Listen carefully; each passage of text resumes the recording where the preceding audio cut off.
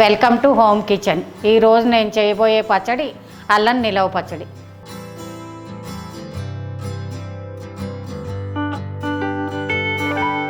అల్లం నిలవ పచ్చడి కావాల్సిన పదార్థములు: ఒక కప్పు నానబెట్టుకున్న చింతపండు, ఒక కప్పు కారము, ఒక కప్పు బెల్లము, హాఫ్ కప్పు సాల్ట్, నీట్గా కట్ చేసి పెట్టుకున్న అల్లం ఒక కప్పు, వెల్లుల్లిపాయలు హాఫ్ కప్పు, అన్నీ కలిపి గ్రైండ్ చేసిన ముద్ద.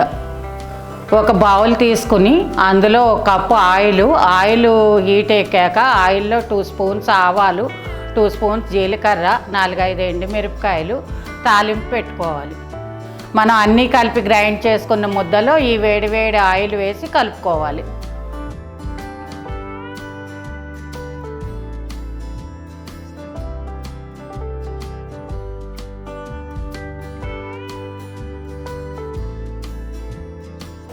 వేడి ఆయిల్ పోసాక మొత్తం ఆయిల్ అంతా ఈ ముద్దకు పట్టేలా కలుపుకోవాలి. వేడి ఆయిల్ కాబట్టి కొంచెం జాగ్రత్తగా కలుపుకోవాలి.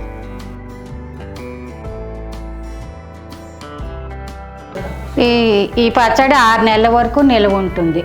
చేసిన 2 రోజులకి అట్లా ఫ్రిడ్జ్లో పెట్టుకుంటే ఆఖరి స్పూన్ వరకు మనకి కొత్తగానే ఉంటుంది.